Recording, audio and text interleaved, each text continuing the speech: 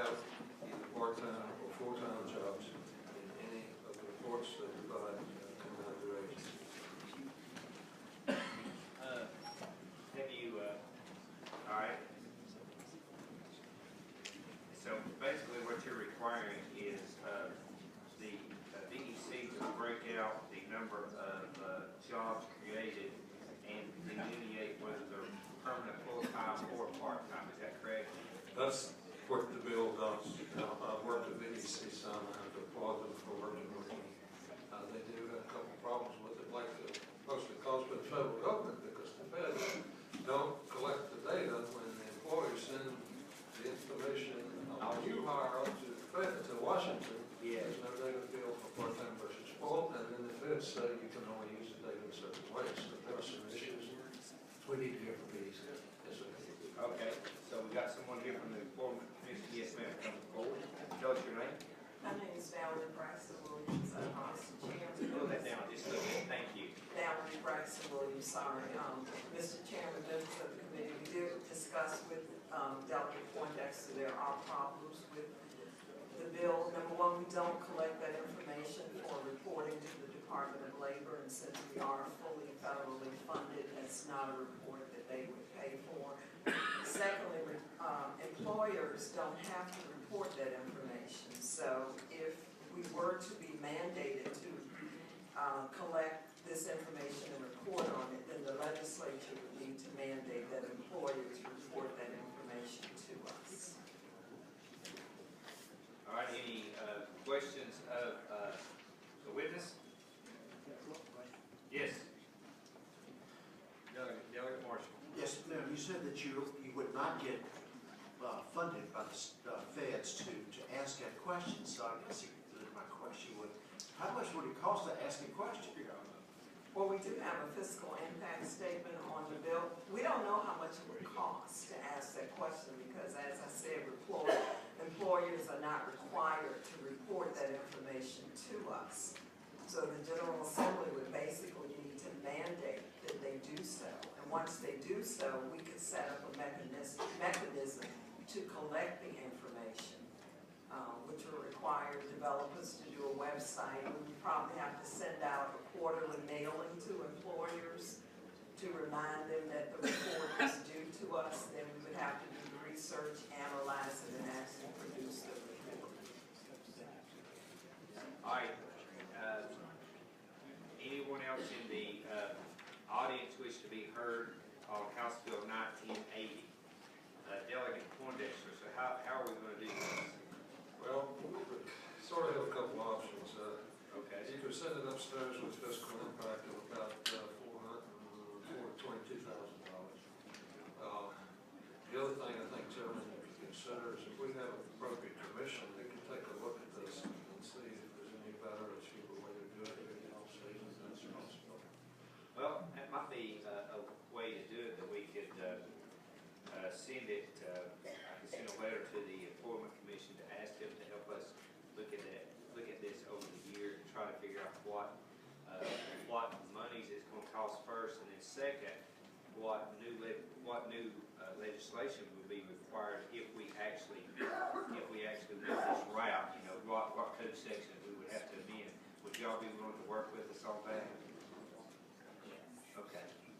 That'd probably be the best way to go. I mean, Yeah, I don't think I agree, but I don't want to have to vote against the whole long bill upstairs. Yeah, I'm going to say that.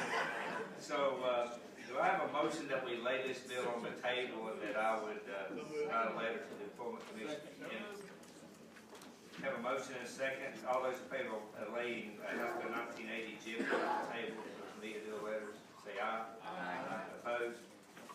Delegate Poindexter, if you could come by the office so we can make sure we get it correct what you. Yes, sir. Thank you. Thank you, Mr. Chairman. All right.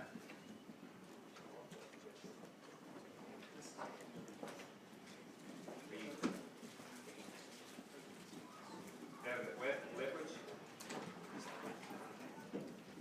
1813. Mr. Chairman, members of the committee, this is House Bill 1813. Essentially what it does is it amends the code to allow a patient to assign the benefits under a health insurance policy to his doctor. We already allow this when it relates to dentists.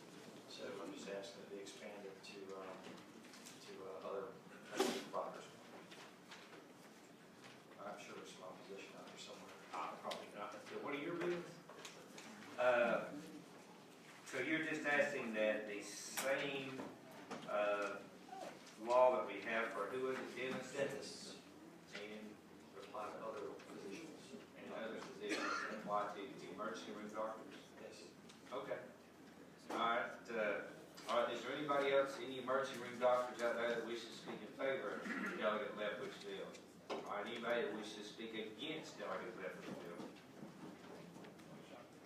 Mr. Chairman, I'm Doug Gray. I'm Executive Director of the Virginia Association of Health Plans. I rise in opposition to this legislation. This committee has seen assignment benefits bills in the past, probably at least 5 times in the 14 years I've been here. What this bill would do would encourage hospital-based providers to surprise bill or balance bill their patients. So if you were to go to the Chesapeake Hospital, which is in network with your health plan, and you went to the ER, you could get balance billed by the ER doc or by an anesthesiologist, even though you had checked in advance to see that the hospital was in network. This process of paying a provider directly is of great benefit to them and is a great incentive for them to be in network. And we need them to be in network because we have laws that require us to have adequate networks throughout the Commonwealth, both national and state. So we really think this would be a really bad idea, and it wouldn't just be limited to ER docs, it would be limited to, it would include all of the physicians. So, I mean, this could be a real problem for ER docs, anesthesiologists, and any other practice that you went to. And when they got the benefit of the bargain without having to protect the patient, more would move that direction and insist on not being in networks. Luckily, in January, Health Affairs did a study of emergency department cases, and they said that 1 in 5 cases lead to surprise bills, where the consumer had no idea that they were going to get an extra bill of undetermined size. And I'd be glad to share copies of the study with you, should you like to read it. Thank you for the opportunity to speak. All right, anybody else wish to speak for or against House Bill 1813? And Delegate Lefferts, can you tell us that you could address some of his concerns? First, I would say that if you're a doctor, like, I mean, a lot of you on the panel are attorneys, you don't want to have to go chasing fees. And so I don't think that this bill would disincentivize any physician from participating in the network because they will guarantee payment. They go directly to the insurance company, they get paid, they don't have to chase the money. So I think that's not a legitimate concern. As far as balanced billing goes, there may be some bad actors out there, but I mean, this may be, the opposition may oppose the bill, saying that the opposition is to protect the consumer, but the consumer really has a right to, should have a right to contract with who they want to. If they have a physician they want to use, or they're in the emergency room, or they're using a doctor, they want to use that doctor, they want to sign their benefits, and that's that's what we're founded on, being able to contract with third parties we want to. All right, any questions of the paper? All right, the meeting operates on a motion. Have a motion? Well, it looks like there's no motion, Delegate Lefferts, so it will remain here within our committee. And if you can talk to one of these, get a motion, that'd be great. Thank you. Delegate B, House Bill 1659. See, we see Delegate Alvo. He's got a little bill in here. Across the hall. Across the hall, General Hall. Okay. Mr. Chairman, House Bill 1659 is in response to the Williams case that addressed the issue of workers' comp carrier directly arbitrating their claim with the liability carrier. The insurance carriers and the trial lawyers have worked all session. We've taken this bill by 3 times. They now have an agreed to substitute. Is there a substitute? Let's get a There is, yes, substitute sir. passed out. Would that explain the substitute laws being passed out? All right, yes. Mr. Have a Chairman. motion to amend to approve the substitute. All those in favor say aye. Opposed? Okay, tell us what it's about. So, Mr. Chairman, members of the committee, substitute says any arbitration held regarding employer subrogation lien interest is limited solely to the validity of the lien, doesn't affect the employee, and shall not be held unless notice is given to the employee, an itemization of the lien costs, as well as an opportunity to object. This largely addresses the issues raised in Williams, and again, it's a compromise bill reached by the stakeholders, and I hope we can advance the bill.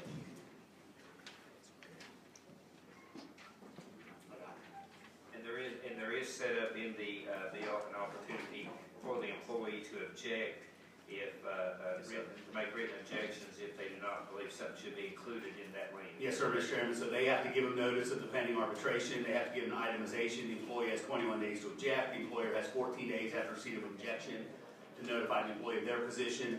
Any contested item, the uncontested items would be addressed, and the remaining contested items would be before the commission to resolve the validity. I think it's probably a pretty thoughtful approach to the Williams case. All right, anybody in the audience wish to be heard for or against House Bill Substitute 1659? All right, seems like you've done a pretty good job explaining it, better than your bill on the floor today, so. Anybody, do we have a motion? And a motion and a second to report, members wishing to vote on the electronic vote.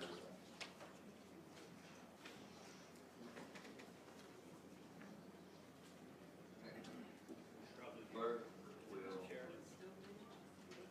It's not showing us as a full board is. But the board is. All right, good. All right, clerk, close the roll. House Bill 1659 reports 20 to 0 for substitute. All right, next we have Delegate Ware, 1422. Thank you, Mr. Chairman. House Bill 1422, you have heard. Delegate Habib was acting as my counsel on the day that I was not here on this bill. Had several language suggestions. These have been incorporated in an amendment that I think speaks We have to. it is a substitute. Madam Page, I need you to. Mr. Chairman, Yes. before I distribute this new substitute, we adopted a previous substitute at our last meeting. So you might want to consider, reconsider and reject that initial substitute. So do I have a motion, having voted on the prevailing side, we reconsider the vote by which we adopted the previous substitute. All those in favor say aye. Aye. Opposed? Aye. Do I have I move this second substitute, Mr. Chairman. all right, have a motion that we approve the amendment in the nature of substitute dated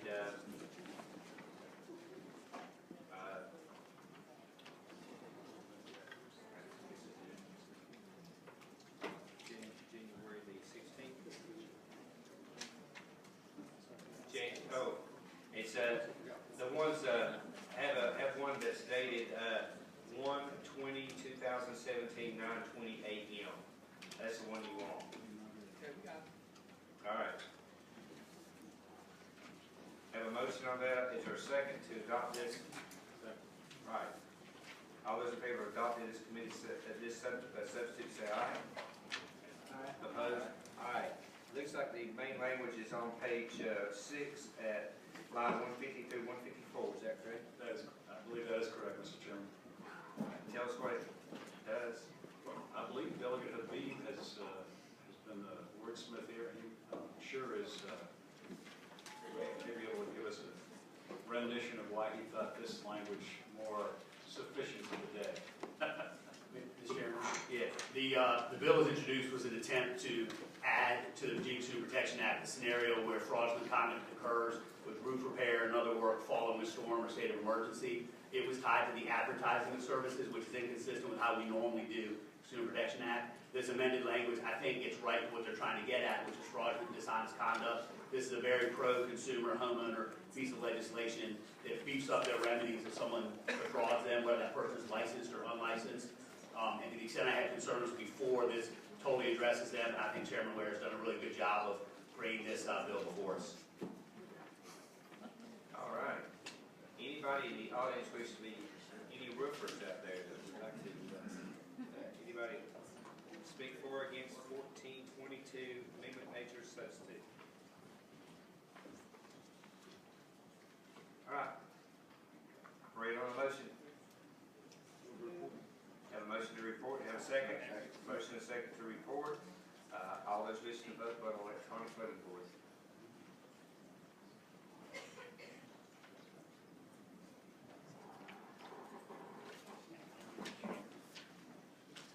All right, clerk, close the roll, House Bill 14. Mr. Chairman,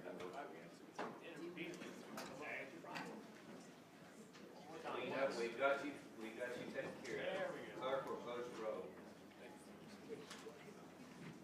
1422 passes unanimously. All right, delegate, Miller?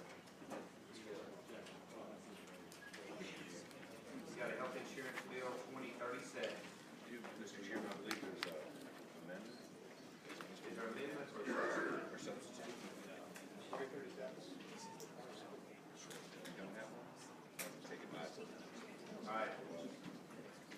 Delegate Byram, 2102. Delegate Klein, you're on deck. All right. Delegate Byram, 2102. Insurance regulation. Thank you, Mr. Chairman. House Bill 2102 comes at the request of the State Corporation Commission's Bureau of Insurance.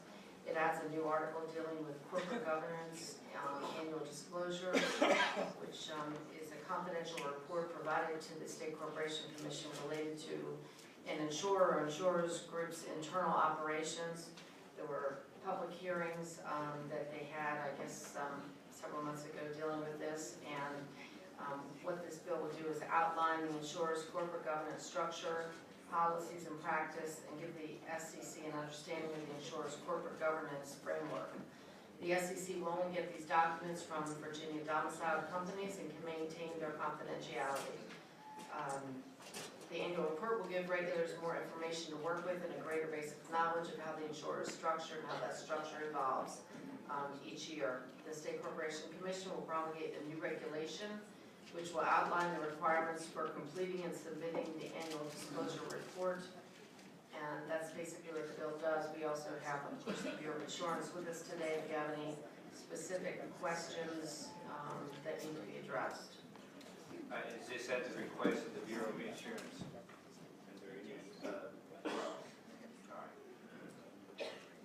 All right, anybody in the audience wish to be heard for or against House Bill 2102? Yes.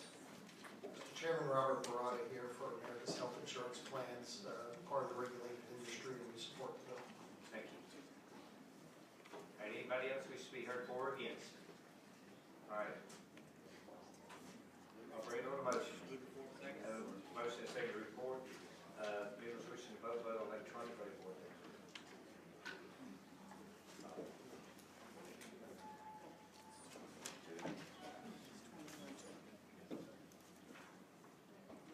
Yancy, it worked?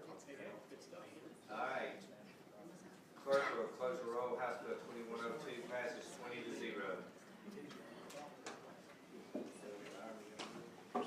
Yes, Mr. Chairman, House Bill 2106, and I believe I have an amendment for that.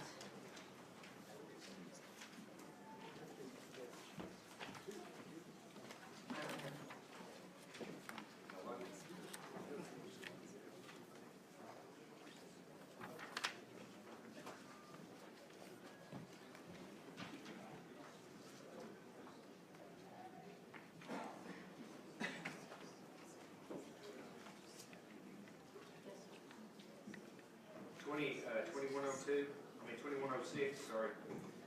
Mr. Chairman, there are two amendments. The first amendment would be on page 1, line 31, excuse me, line 39, after include, insert a 1. And the second amendment would be on page 1, line 41, after program, semicolon, insert and 2. At least one representative of a private career college, semicolon. What line was it on? Be on line 41. Line 41, okay. Program. After program, right? Okay.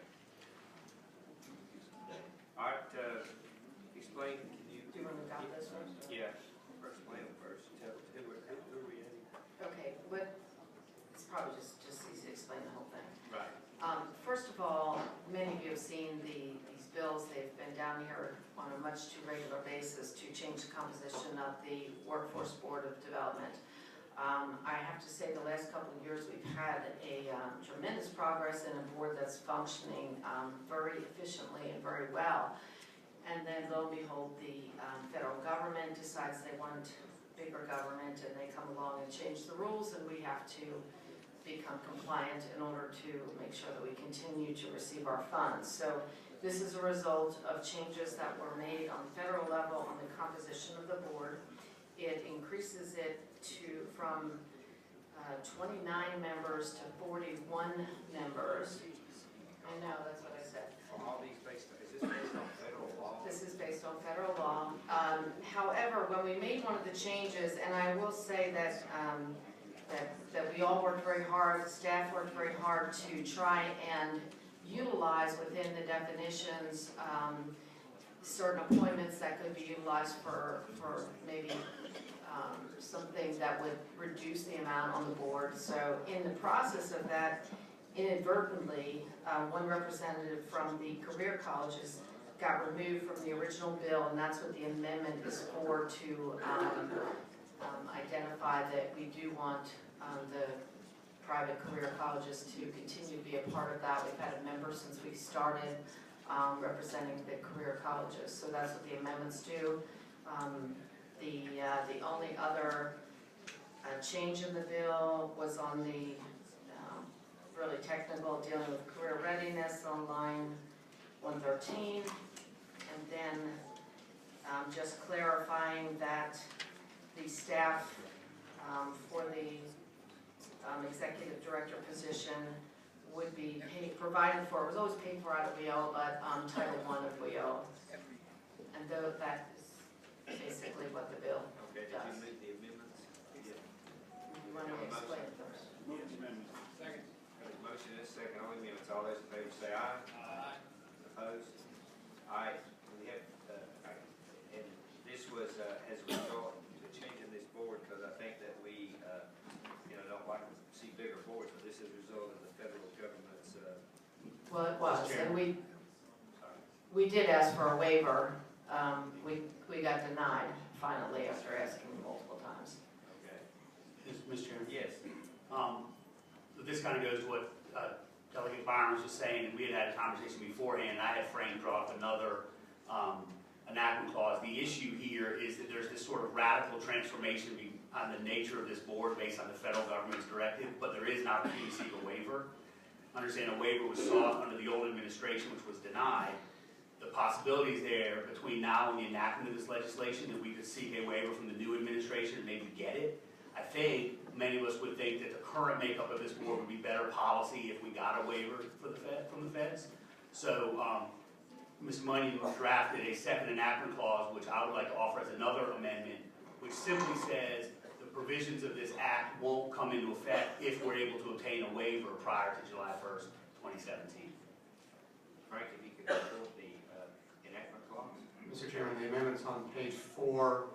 It would be after line 215, adding a new enactment clause that would read 2, that provisions of this act shall not become effective if prior to July 1, 2017, the U.S. Department of Labor grants to the Commonwealth a waiver of the state board membership composition requirements under section 101B of the Federal Workforce Innovation and Opportunity Act of 2014, PL 113-128, that permits the membership of the Virginia Board of Workforce Development to continue to be composed as provided in section 2.22471 of the Code of Virginia as in effect on January 1, 2017. Mr. Chairman, I would consider that a friendly amendment. I would move that amendment to give us the opportunity to seek a waiver. Second. All right. And this is, I would remind the committee, this is something that we dealt with about at least every other year before we have to amend this. When did we last deal with this one? Yeah, 2 years. It's something that we've had to do. Write to Washington about that. But anyway, we've had to change this makeup of this board in response to federal law. So, all right, have a motion and a second on the enactment clause. All those in favor of adopting that amendment, say aye. Aye. Opposed? All right, that motion's adopted. Now, what's your pleasure on the bill? Anybody in the audience now wish to be heard for or against? All right, move the report as amended. Do I have a second? All right, members wishing to vote on electronic voting board.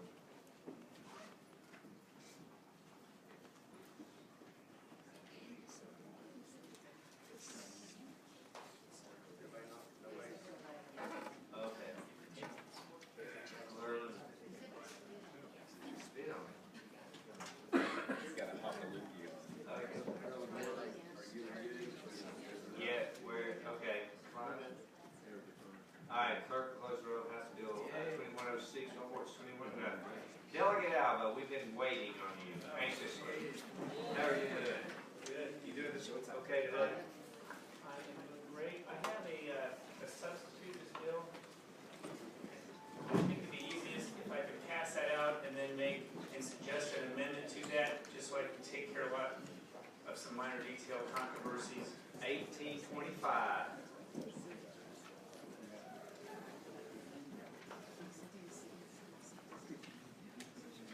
All your supporters move behind you. To have a Some backstabbers too.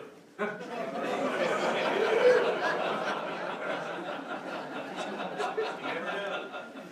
You never know. All right, do I have a motion that we adopt the substitute and get it before us? All right, we got a motion and a second to adopt the substitute. All those in favor say aye. Aye. Opposed? All right, it passes 2-0. The substitute's before us. Do you have a copy of it? I need a copy, and then I'd like to ask if someone could do me a favor and offer an amendment to this. All right, what would the amendment be? You see, On page,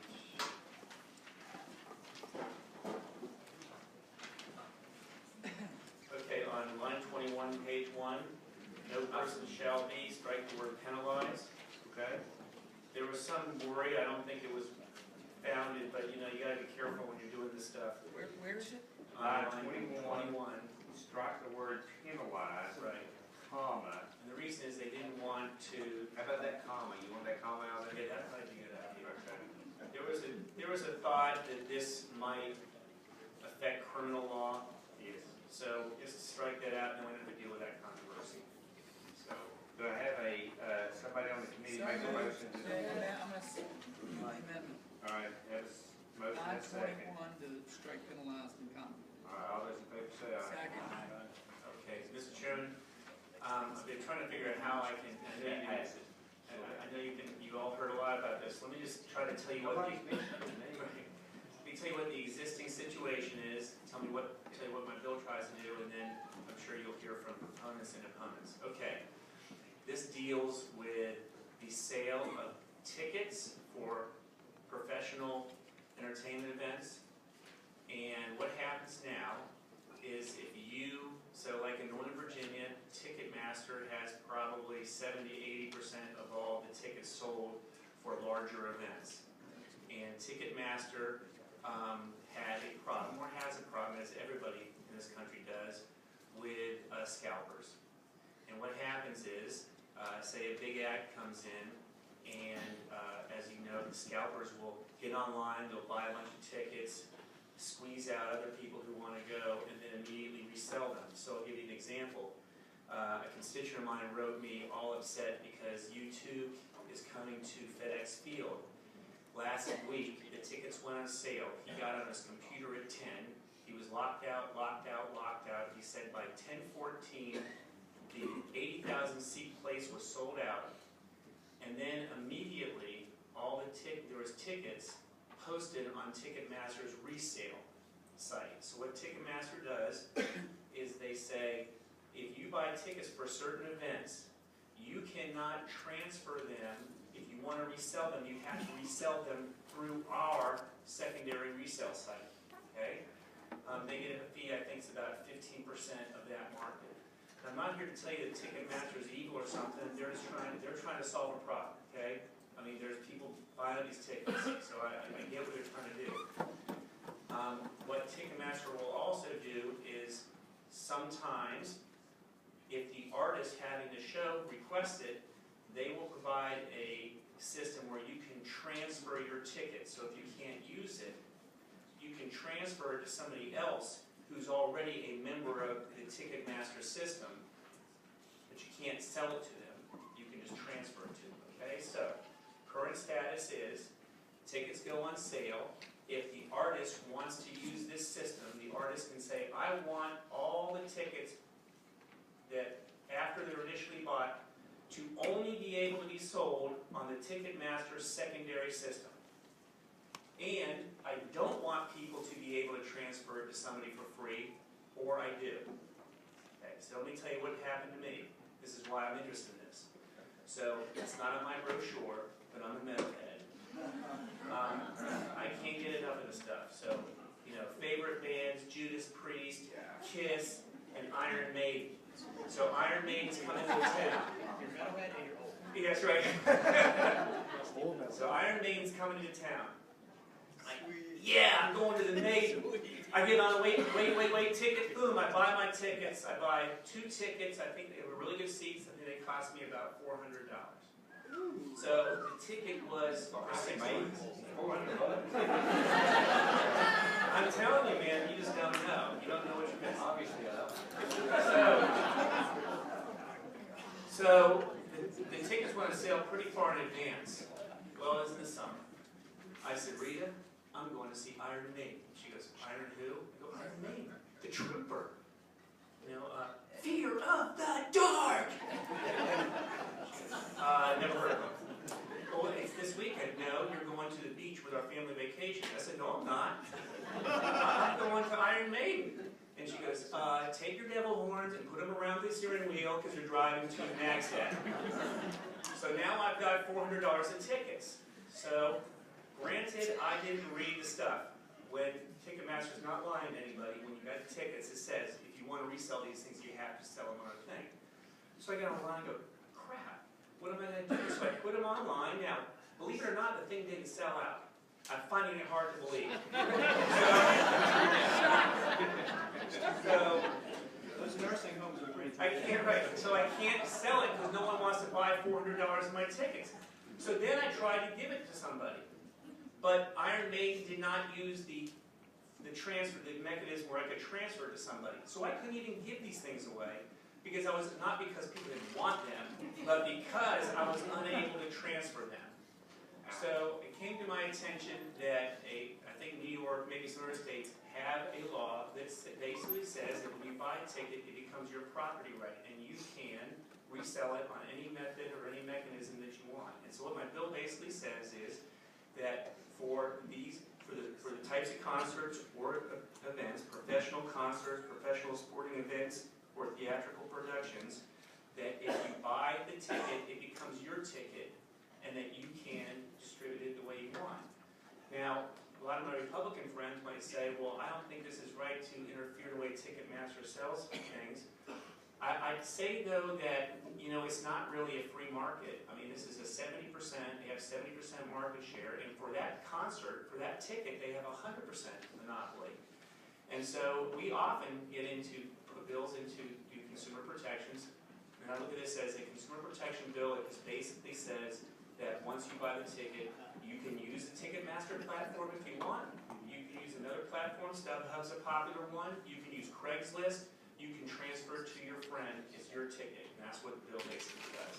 Now, you mentioned the word scalper, and you mentioned StubHub, and what's the, you know, what's the deal? I've gone on StubHub to buy some basketball tickets before, and it seemed like I was being scalped, but what?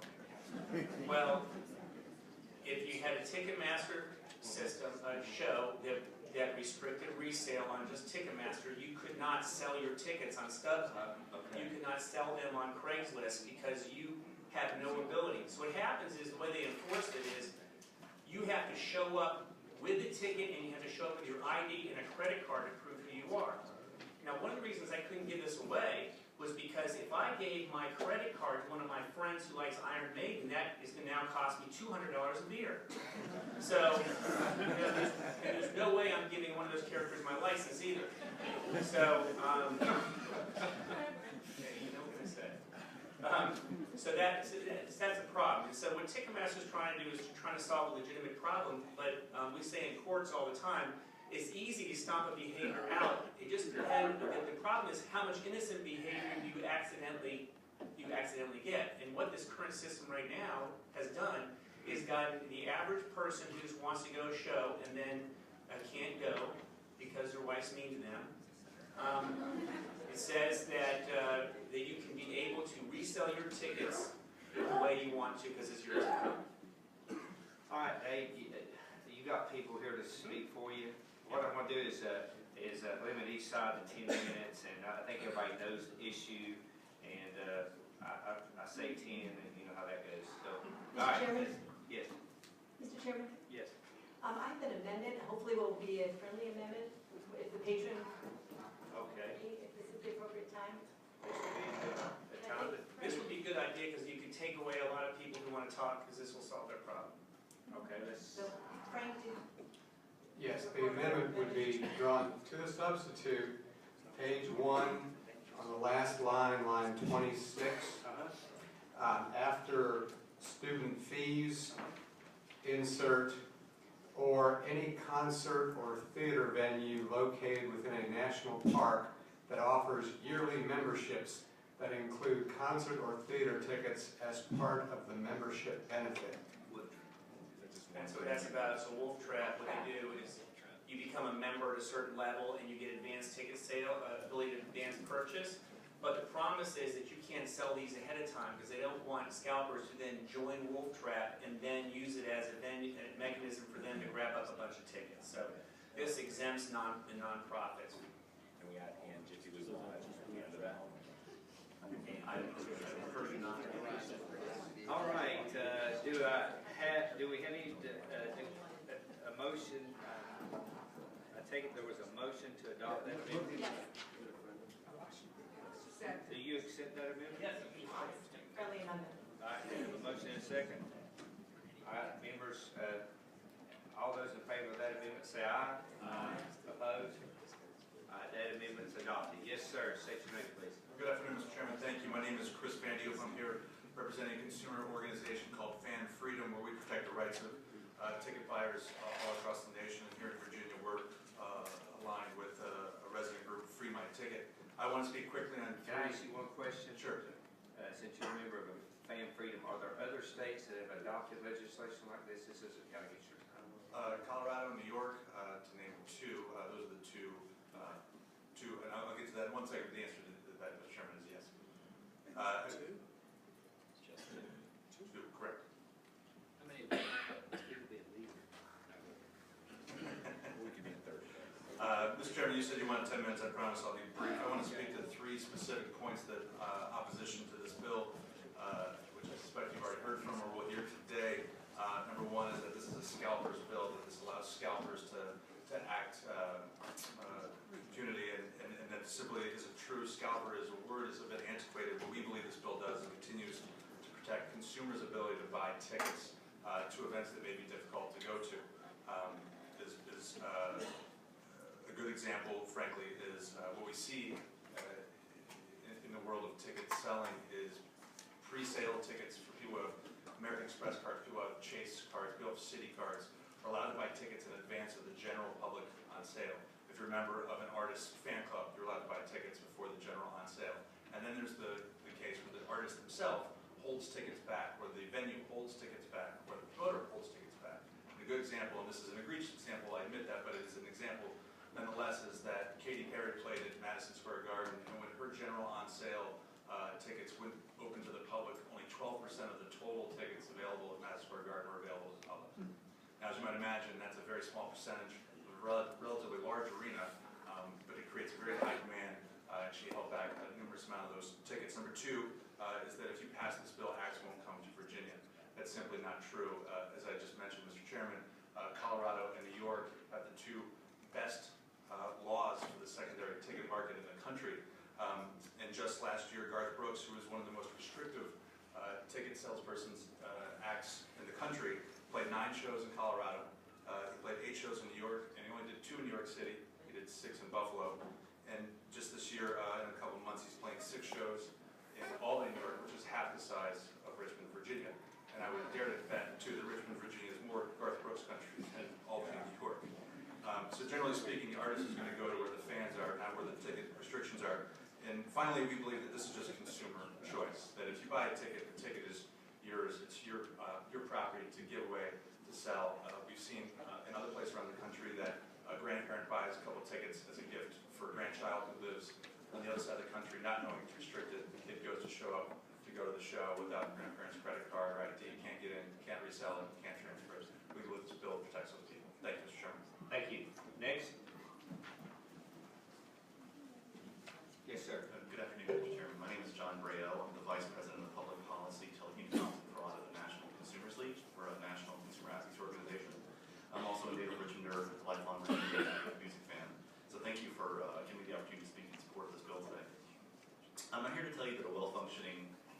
market for tickets where consumers have access to tickets at a fair price requires a secondary market that is also protected. In an unregulated secondary market, you have scalpers who will take advantage of fans, who will sell them fraudulent tickets that allow them, that do not allow them to get into to venues. So I really believe that the secondary market, while many will denigrate it as being a place where scalpers operate, can actually work to help consumers get more access to fair price tickets. With regards to the non-transferable issue, I just wanted to point out that one of the reasons that my organization opposes the use of so-called non-transferable or credit card entry-only tickets is that these tickets will make it practically impossible for the 24.3% of Virginians who are unbanked or underbanked to get access to the live event ticket market. If they don't have a credit card or a debit card, and that's required to get into the venue, that excludes them from the live event ticketing market. HB 1825, we think, is a pro-consumer, pro-competition bill that makes sure consumers have a choice while maintaining venue and artists' ability to offer restricted transfer and non-transferable tickets. So this bill actually does not take away a right that venues or artists or Ticketmaster has right now to offer non-transferable or restricted transfer tickets. It simply ensures that consumers continue to have a choice to get a ticket that they have, they can buy, sell, give away, or donate at their discretion. And this is already working well, as you just heard, in states like Colorado and New York. That said, more I think could be done. We've supported legislation in other states as well as in the U.S. Congress that would increase transparency around the issue of holdbacks that you just heard about, as well as addressing issues like making sure brokers are registered with the state, that they have bonds, that they offer refund policies, and other pro-consumer protections. Thank you very much for giving me the opportunity Mr. Chair? to answer your questions. Can I ask you for this question? Thank you, Mr. Chair. Thanks, Mr. Abreu, for coming down to Richmond. I understand that there is federal law that was enacted not so long ago that separately, apart from this law, goes after the scalping across the country. Would you be willing to tell us about what that law does, and also specifically the issue that there may be software or scalpers outside of the United States, outside of the domestic jurisdiction of the U.S. Attorneys, and yet the impact of that trying to prevent bots and activities happening within the United States? Sure, Dylan, thank you for the question. We're describing what are called software bots. This is software that scalpers use to ping ticketing systems thousands or millions of times and scoop up tickets ahead of average fans who just want to buy a ticket. The legislation you're referring to is called the BOTS Act, or the Better Online Ticket Sales Act. It was enacted last year in Congress with bipartisan support, and it essentially prohibits the use of those of bot software to circumvent ticketing systems. To address the question you raised about overseas bot usage, the bill actually also penalizes the sale of tickets obtained through the use of bots. So U.S.-based ticket brokers who obtain tickets acquired by bots would still be in violation of the law. We think that actually addresses one of the key concerns that issuers like Ticketmaster have raised against bills like this one, which is that non-transferable tickets are needed to protect against bots. We think the federal law actually addresses that issue completely. Okay. All right. Next, because you're running close on time. Mr. Chairman, my name is Steve Del Bianco from Fairfax County, Virginia, and I lead a trade association called NetChoice. It's a national trade association of leading e-commerce platforms. Delegate Albo's bill deserves your support. It just makes sense to keep Virginians the property right to give away or sell their ticket any way they choose. Now, those rights deserve your protection, and they have to be protected because Ticketmaster and Live Nation, controlling 70% of the market, in the primary market, are also major players in the secondary market, and they're increasing their use of these restricted tickets. Now, Ticketmaster has said in this town this week that they need to restrict transfers to stop these software bots that you heard the previous witness describe. If you go to Ticketmaster's website where they try to explain to bewildered fans why they're being restricted, the only reason given by Ticketmaster is because they have to stop unscrupulous brokers from using bots. So I get that. So I joined Ticketmaster for the past 2 years in Congress to support that new federal legislation that John Brayall just described. So it's actually time to start punishing the bad actors for the bad acts they do by using bots to circumvent it, instead of punishing Dave Albo for trying to give away a ticket. Now finally, some of you have expressed in meetings today reluctance to have the government step in and protect consumers who are entering voluntarily a contract, like a ticket. But that's a good general rule, especially here in Virginia. The government should and must constrain contracts that threaten property rights in situations where there's completely unequal voting power, especially from the consumer on the one side and a 70% monopoly on the other. You did so at this General Assembly a few years ago to protect the local auto dealer franchises from contracts and franchise contracts imposed by the auto manufacturers. So, Mr. Chairman, Virginians deserve the simple right to give away or resell a ticket any way they please.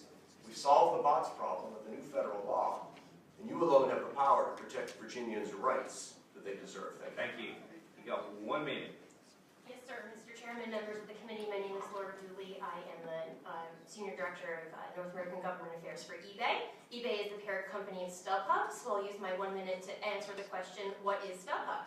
StubHub is a marketplace. We are a ticket marketplace where individuals can exchange and sell tickets to each other. StubHub does not own inventory. We do not procure tickets, other than to fulfill our Fan Protect guarantee, which we only use when people experience a case of fraud, and the incidence of fraud on our website is much less than 1%. I'll also add that tickets on StubHub are priced by the fans, 50% of which we estimate are sold below the original asking price. So there's always a deal to be had on the secondary market. Admittedly, tickets are also sold above the asking price as well, but we are a quintessential example of the free market where supply meets demand, and that's how our prices are set. So I'll be available to answer questions, but won't take any more of the committee's time. All right. Yes.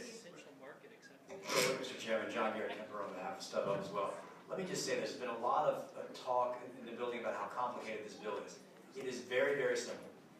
You have to provide the consumer with the option to elect for a transferable ticket. That's it. And you can't penalize the person that got the transferable ticket when they show up to the football game or the concert. That's all this does. It doesn't require them to implement new systems. It says you can use any system you want. You have to provide the option. Well, maybe somebody from Ticketmaster can answer that. Thanks. All right, who's next? Opposition to the bill. Mr. Chairman, members of the committee, my name is Trey Adams. I'm here on behalf of Ticketmaster and a number of companies that are opposed to this bill. I've got some of them here to talk to you today. I'm also mindful of time. Let me begin by making a couple comments based on the presentation. First of all, like you, I like Dave Alvin. Like you, I laughed at the story when he told me about it. There are a couple other facts you got to understand.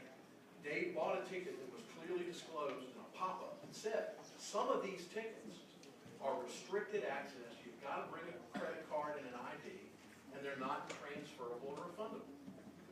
Who would do that? Well, the band made the venue offer a certain number of those tickets. In this case, 1,500 out of 25,000. To use this credit card access so that they knew they were going into the hands of individuals. Some of you, I know, have sat in front of that same computer and tried to buy tickets, only to be forced out by a computerized system that bought those tickets. Yes, there's federal legislation, but car theft has been illegal for an awfully long time, and every one of you locks your car when you go to a shopping center. There are things we have to do to protect ourselves against bots. The other issue that's been raised in other states, actually, I'm not familiar with anything in Colorado. I know about New York. New York's a special place. There are a lot of venues in New York. There are a lot of reasons to go to New York. Virginia has to attract talent. North Carolina didn't pass this bill. Maryland didn't pass this bill. DC didn't pass this bill, and Tennessee didn't pass this bill. Everywhere around us has not been impacted by this legislation. And so the fear that some folks want to come here, in fact, is very real. Finally, if Dave Albo had mentioned to Rita within 3 days of buying his tickets, he could have returned them for no penalty. If Dave Albo had called the box office, and I've got the guy from the box office here, we know that. We know there are good customers who have things happen. When Dave Albo calls, we look up and go, gosh, Dave's a good customer. Dave's been here. Dave's not some guy from New York who just bought 80 tickets. We can work with Dave. I really think this is a sledgehammer approach. It is too broad for the reality of how often this credit card access ticket is required. I've got some folks who will explain it, but the most important number is 15 billion.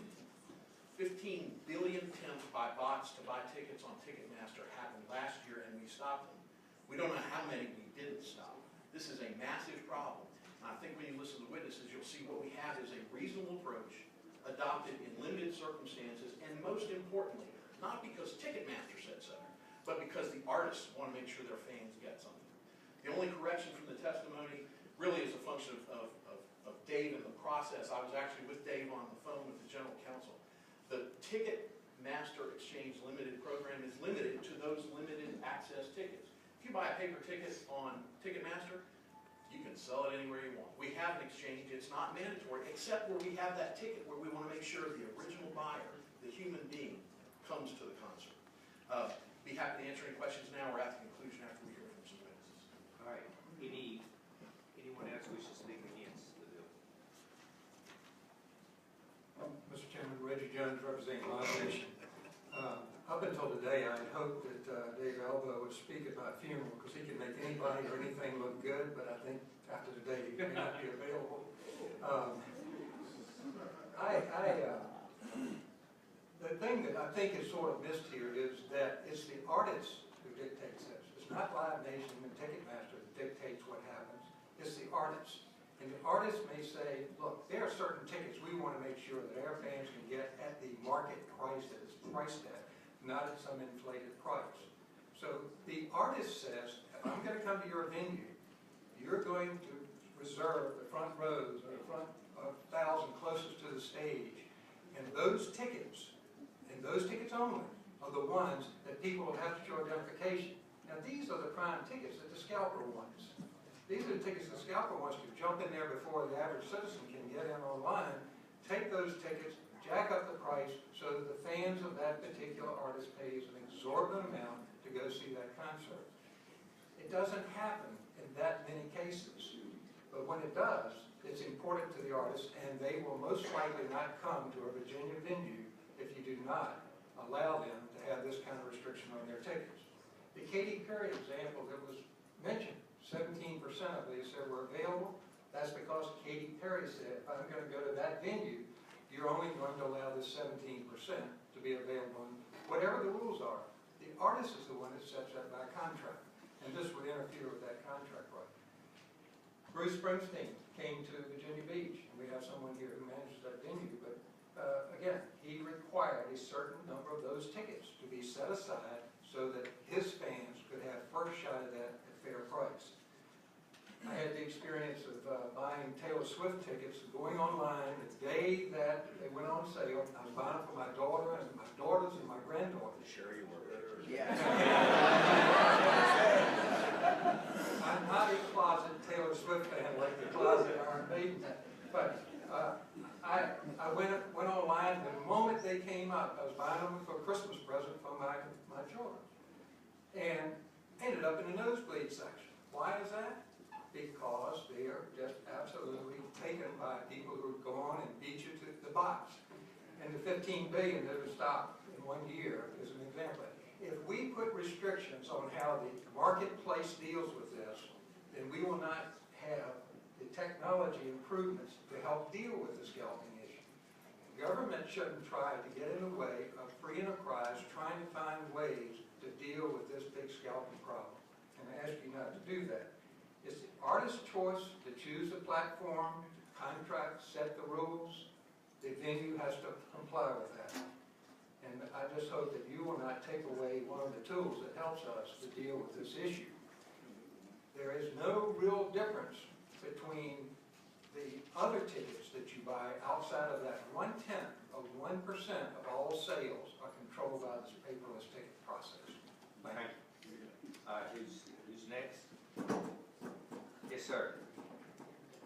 Good afternoon, Mr. Chairman. Matt Rogers with Live Nation Entertainment. I operate Jiffy Lube Live in Bristow, Virginia, and I also have an operational oversight at Virginia Beach Amphitheater. In 2016, we produced 70 events in the Commonwealth. We had 2 artists between both markets request a credit card entry. One being Bruce Springsteen at the Virginia Beach Amphitheater. We put the best 1,500 seats in the general admission pit, the orchestra pit, if you will, right in front of the stage. That's credit card entry. The other 18,000 tickets were delivery option of your choice, paper printed home, or get a hard ticket from Ticketmaster mailed to you. The other concert that we was asked to do credit card entry was Dead & Company at Jiffy Lube Live. Out of the 25,000 seats we have, they asked us to put 1,500 up, again, in that sort of general admission standing room only. To talk about technology, we used to do this by will call only, where you'd have to come actually to the box office and use will call. So it's a process. It was not fan-friendly in the least bit. So we developed this technology to appease our clients, which are the artists, and also take care of the music fans. I talk to them all the time, and I can tell you that my experience is a very positive experience as it relates to credit card entry, because the music fans feel like they get a level playing field to get those great seats. They're not going against the bots. So that's the feedback that we get.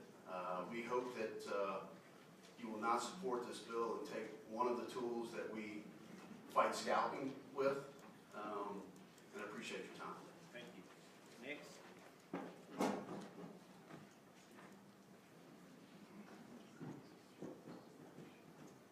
Good afternoon. I'm Cindy Creasy, and I'm with Jam Theatricals and the Broadway League today. I'm representing them, along with Broadway in Richmond, Broadway in Norfolk, and Broadway in Roanoke. Broadway League is a principal trade association of over 700 theater owners, presenters, national touring producers. Here in Richmond at the Altria Theater, we will be seeing The Book of Mormon, Cinderella, Beautiful, The Carole King Story, and also Kinky Boots coming up in our season. The bill before you removes a valuable tool for producers and promoters to ensure that fans have reasonable access to Broadway tickets, especially for very popular shows and the hottest of shows that we hope to be bringing here in the future. I cannot impress on you the damaging impact computer-based ticket bots have on the entertainment industry. An example of this, and they are so sophisticated that when I go to enter in calendar events on our local media stations here in Richmond, like NBC 12 or WRIC, they will beat me to it by putting the time of the starting time, showtime, so that you will click on their calendar insert and go directly to their link to purchase tickets, not our official ticket partners. For Broadway in Richmond and in other markets here in Virginia, we use e-tix. So there are other ticket people who believe that this bill would certainly pretty much constrain and some business coming to the state of Virginia. We certainly don't want to miss some of the hottest Broadway shows that we've been proud to be bringing here to Altria and other theaters across the state. So we hope that you will certainly consider seriously this bill, and we ask that you not support the bill. All right, thank you. I think you got 1 minute. And then we always give the patron of the bill the final word. Good afternoon, Mr. Chairman. My name is Jared Stone with Tickets Today in Charlottesville, Virginia. We represent many artists and many of the fan clubs that go on, such as Garth Brooks and Mr. Albo. I'll be doing the talent sale next week, so you can call me up. What we do is we handle all the artist requests when they want to put their 1,000 seats to the theater on, no matter whether it's Ticketmaster, e-tix, Access Ticketing, whoever. We handle those tickets on behalf of the artist. All of those tickets generally are requested to be credit card access or paperless tickets. For reason, it puts the fans in the best seats first, the real fans in the best seats first. Any patron that buys these tickets have the option to not only have the patron make a copy of the credit card that bought the ticket and bring that with them to the show, but to also call our customer service line, whether it be Ticketmaster or Tickets Today. And I sit on those calls routinely, and we advise every patron that their ticket can be transferable, they can bring a copy of their credit card, whichever means that they want to use. So no matter what artist comes, it is the artist ticketing, the artist choose the method of how those tickets are brought to the system and which fans get them. All right. It's the promoters and the artists. Y'all's time's up. Are you opposed? Just tell me who William Chamber, French Shaw Math, Prince William Chamber. Okay, just tell me who you. Mr. Chairman, Ryan Dunn, Virginia Chamber, we also oppose. walking by City Virginia Beach, the site of the best amphitheater in Virginia, we're both. Whoa. Y'all get out of it. Well, the federal legislation has made the bots illegal, and I know you can't go to Malaysia or Czechoslovakia and bust the people actually using the bots, but the legislation does is allows the state AG or federal authorities to charge the brokers who are knowingly using the bots to be able to acquire these tickets. We do have a question from Doug Marshall. Doug Albo, on line 29 and 30 says such amount shall be recovered in a civil action brought by the Department of Agriculture and Consumer Services. What triggers that? Well, the trigger would be a complaint, and then you have to file a complaint with the department under the Consumer Protection Act, probably through the AG, and then they would decide whether they wanted to prosecute. And you could also have a civil cause of action, the actual harmed ticket person, but I doubt that person is going to want to pay $65 and go to court. So, follow-up question. So, in your case, if this would have been law, you could have, one person could be the trigger? Yes. Y'all got a beat? So, Mr. Chairman, I've made my thoughts in the underlying bill fairly clear to the proponents and the opponents. I have about 50 questions about the civil penalty section of what we would normally do if this bill was in courts, walking through the mechanism that Chairman Marshall just touched on. Can I have Lee just ask at least a few of those questions, just so we get a better understanding of how this would be enforced on this substitute that's been handed to us today? Sure.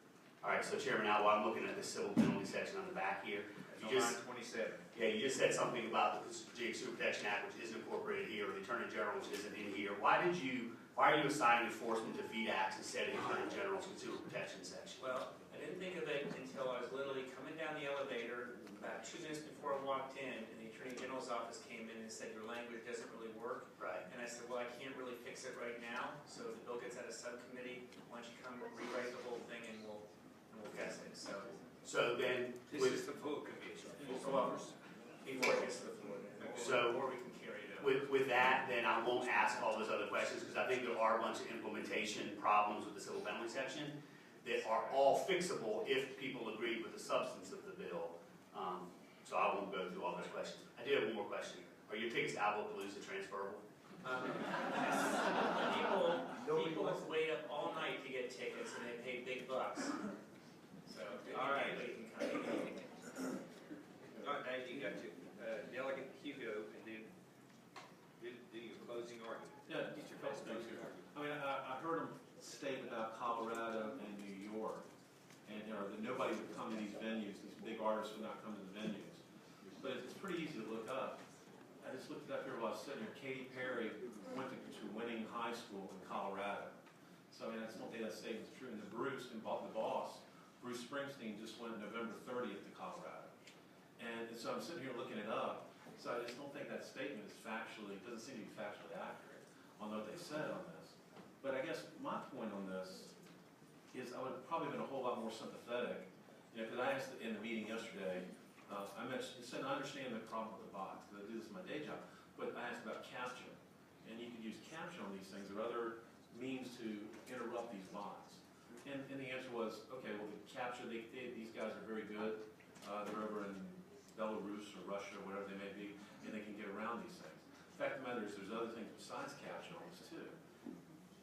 I guess it surprised me, I guess everybody forgot to tell me yesterday about the federal law that was just enacted. I'm sure that was just an oversight, but the Bonds Act, and I understand the statement, oh, well, crime has been illegal in the past, but there was no law in the past about bots. This is a new law, so I was a whole lot more sympathetic. I would have been really more sympathetic if you told me it was a Bonds Act yesterday, but I was a whole lot more sympathetic, it would have been, if you didn't have a law out there. So I'm betting you, Dave, Delgado Alba, you might see an act, a law like this in other states too, not just Colorado and New York, because now you've set it up with the federal legislation. The bots are illegal. Because what you're after, you don't want people scalping tickets, I got the joke. And you want to be able to get, I mean, we used to go sit out and, at Heckinger's, Hex, and wait, now you can't do that anymore.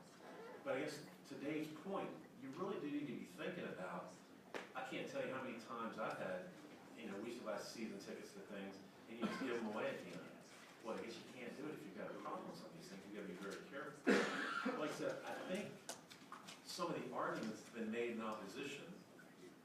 Katy Perry's not coming. Katy Perry went to Colorado. The boss is not coming. Just the two examples you gave.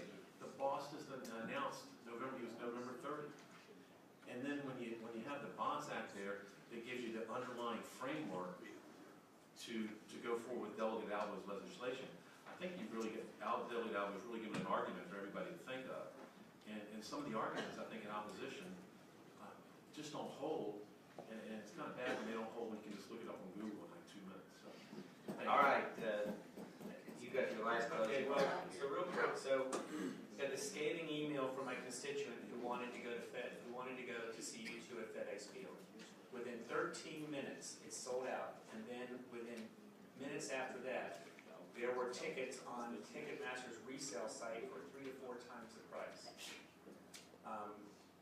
He is very angry, and I was quite angry too, to tell you the truth. And again, I'm not saying that Ticketmaster is the bad guy in here. They're using a method to try to thwart scalpers, but the problem with their method is that the net's too wide, and it gets people who just want to go to a concert and then they're not able to go, and we're just trying to allow them to be able to sell them on the platform that they want. They can sell on a Ticketmaster platform, they can sell on StubHub, they can sell Craigslist, or they can go down the street and say, hey dude, you want to go to this show? Here's my ticket.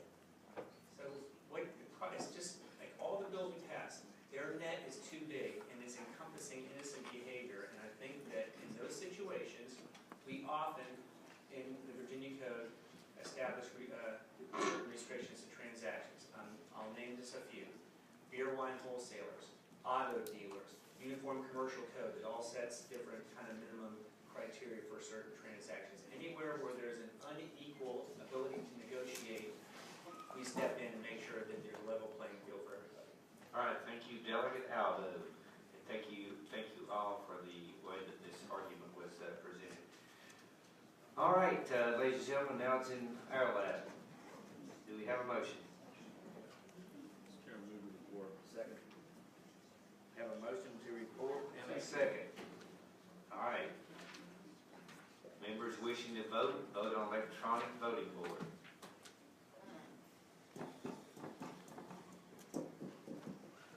I think if I go out there once.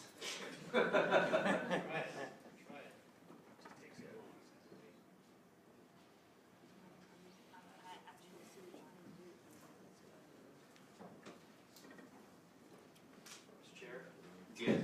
trying to vote nay. Okay, you vote no? We got you. There we go. You got it. All right. Clerk. Branson? No. Clerk will close the roll. House Bill 1825, report to the substitute 12 to 8. And I would, basically I voted just to move it forward in the process. But if you can't fix it, I'd be a no with Delegate B. I'd suggest you work with Delegate B. The AG's people were just here.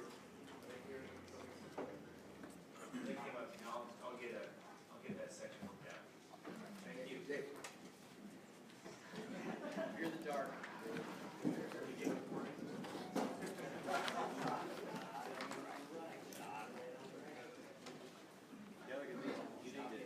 Delegate B, did you give him your concerns? Yeah, I will be with you. Thanks. All right, Delegate O'Quinn? Wait a minute, it's Delegate Klein, sorry, did you do yours? Not yet. Okay, let's do yours and then Delegate O'Quinn. Mr. Chairman, I've got 2230. Comes from the VBA Bar Association Business Law section. Gives Virginia stock corporations the option of holding shareholder meetings through remote communication. They already, law already allows shareholders to participate in shareholder meetings through remote means. This would adopt a law similar to Delaware, which allows for shareholder meetings to be online or virtual remote setting. This came to you from the Bar Association that did. Anybody in the audience wish to be heard for or against the Stock Corporation Shareholders Meeting? The B. Klein Act. Mr. Chairman, members of the committee, Jeff Palmer with Reed Smith the BBA Business Law section has practitioners who practice corporate, other types of business law throughout the state, and look at what other states have done. This type of law has worked well in other states. Delaware has had it in place since 2000, and it just gives corporations options for how to conduct their shareholder meetings. Thank you. All right. Chairman, members of the committee, Ryan Dunn, Virginia Chamber of Commerce. We also support the legislation. Feel like this would speed things up. Thank you. All right. Anybody else wish to be heard for or against? We all have a motion. Have a second? All right, members wishing to vote, vote by electronic voting board.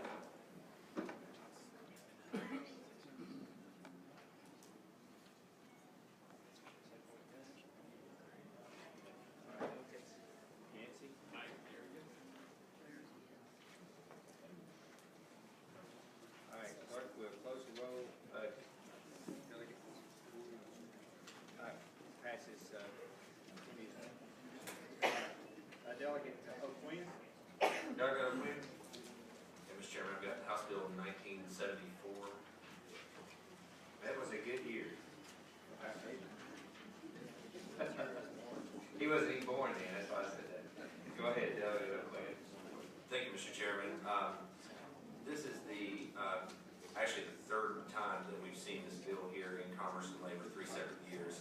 And at least the first year we litigated whether we did or did not like the Clean Power Plan, and there's no point in us going down that path. All this simply says is that any state plan that's submitted under the Clean Power Plan should have General Assembly approval.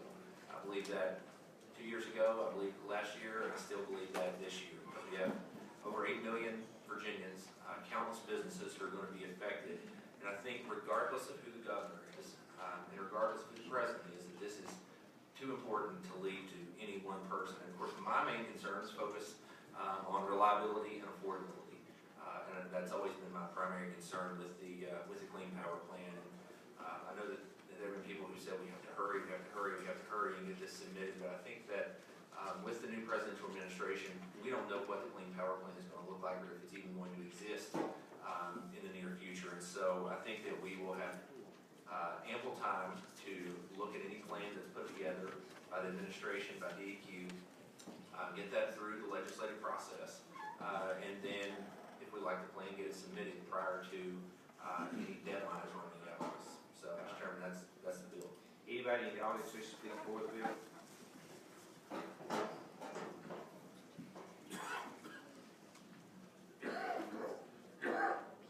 Mr. Chairman, Donnie Ralph with Contour Energy, Buchanan Energy, Gobco, and the Virginia Coal and Energy Alliance.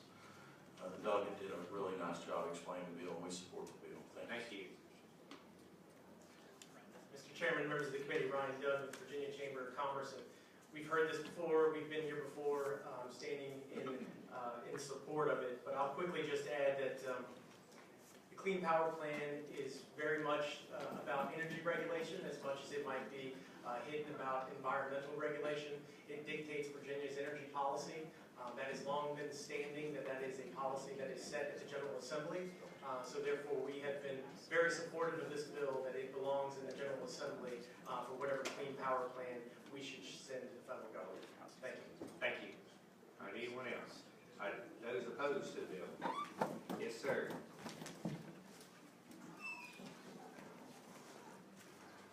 Chairman, members of the committee, David Baylor, Department of Environmental Quality. The governor strongly opposes the bill, and among the reasons for that are questions about its constitutionality. Thank you. Yes, sir. Hello, Mr. Chairman, members of the committee. My name is Kevin Maurer, and I'm speaking on behalf of the Virginia Catholic Conference and the bishops of not just the Commonwealth, but bishops of the Catholic Church all over the United States oppose state efforts to slow carbon standards that are implemented at the federal level because we believe that we need an energy transition without delay, and we believe this measure would specifically shoot our own state in the foot. We all know how vulnerable our coast is and how carbon emissions are tied to rising sea levels. Thank you. Yes, sir. I'm Kenneth Hagman. I'm a homeowner, taxpayer, frequent voter in PC 505. Mr. Chairman. Thank you. And I oppose anything that would delay our response to global warming. We only have just the one planet. Thank you. Thank you. All right. Yes, sir. Just a quick question to the patron. Thank you, Mr. Chair. We've gone through this several times, so we know where we are on the policy of this. Just a quick question on the fiscal impact. If I recall from last year, I just looked this up.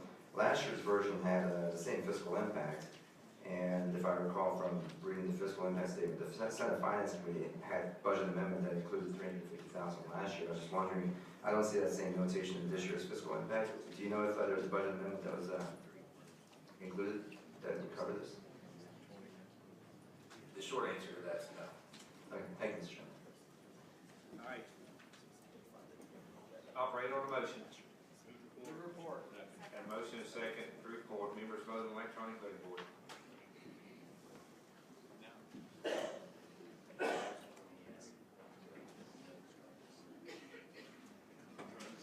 Clerk will close your roll. House Bill 1974 passes 14-5.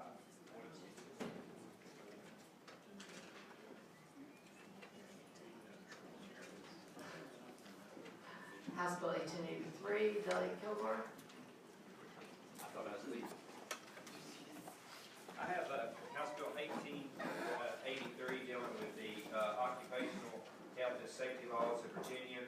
And basically what House Bill 1883 does, and this is on behalf of the Department of Labor and Industry, it increases the maximum amount of civil penalties that may be assessed by the Commissioner for certain violations of occupational safety and health laws. And the reason for this is either we increase them, they haven't been increased since 1992, either we increase them or the federal government's going to take over our occupational health program as it relates to penalties, and those penalties would be probably high, much higher than what we're putting in here. The maximum penalty would be the same, but the other ones could be higher. This is something that we are tasked to do. Nobody wants to raise penalties, but anytime you deal with our Department of Labor and Industry, they're much more reasonable than dealing with the federal department. So I would say that. Yes. Do we have any questions on, yes, Delegate Klein? Mr. Chairman, what's the timeline we're working on here? I mean, is this something that OSHA would step in this year to impose? OSHA gives, my name is Robert Phelan, Virginia Department of Labor and Industry. OSHA gives state plans 6 months to come into compliance with what they consider things that are affected as the penalty increases here.